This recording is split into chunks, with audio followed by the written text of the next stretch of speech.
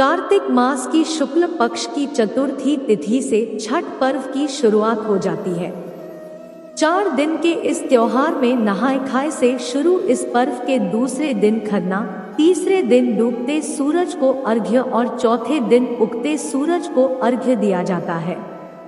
इसी के साथ इस पर्व का समापन होता है। छठ के इस पर्व की बिहार, झारखंड और पूर्वी उत्तर प्रदेश में बहुत मान्यता है। छठ के पर्व की शुरुआत को लेकर कई तरह की मान्यताएं प्रचलित है। कुछ लोग इसकी शुरुआत त्रेता युग तो कुछ लोग द्वापर युग से मानते हैं। आइए आपको बताते हैं इन मान्यताओं के बारे में।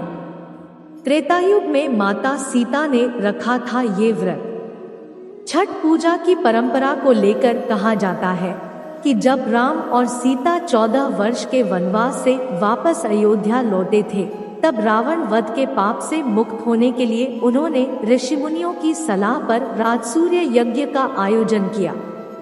इस यज्ञ में पूजा के लिए श्री राम ने मुग्दल ऋषि को आमंत्रित किया।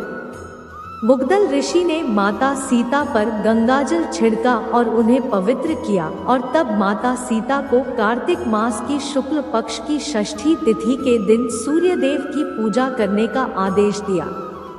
इसके बाद सीता मैया ने मुग्दल ऋषि के आश्रम में रहकर 6 दिनों सूर्य भगवान की पूजा की थी।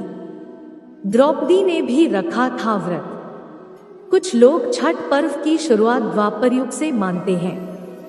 महाभारत काल के समय जब पांडव चौपड़ में अपना सारा राजपाट हार गए थे, तब द्रौपदी ने छठ का व्रत रखकर छठी मैया और सूर्य देव की उपासना की थी। इस व्रत के प्रभाव से उनकी मनोकामना पूरी हुई और पांडवों को अपना खोया राजपाट वापस मिल गया था। कहा जाता है कि महाभारत काल में जब अभिमन्यु की पत्नी उत्तरा के गर्भ में पल रहे बच्चे का वध कर दिया था, तब भगवान श्री कृष्ण ने उत्तरा को छठी माता का व्रत रखने की सलाह दी थी। माना जाता है कि छठी मैया और सूर्य देव भाई बहन हैं। इसलिए इस व्रत में छठी मैया के साथ उनके भाई सूर्य की पूजा का भी विशेष महत्व है। पानी में खड़े होकर अर्घ्य देने की परंपरा।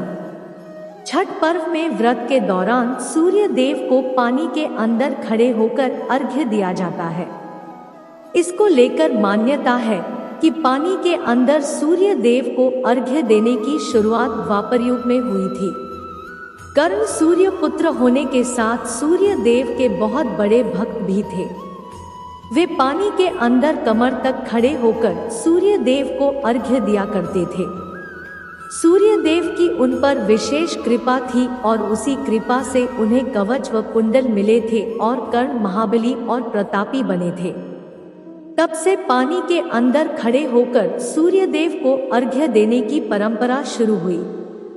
दोस्तों, ये कहानी आपको कैसी लगी? अच्छी लगी हो तो प्लीज लाइक, शेयर और सब्सक्राइब जरूर करें ताकि हम और भी नई जानकारी लेकर आते रहें। धन्यवाद।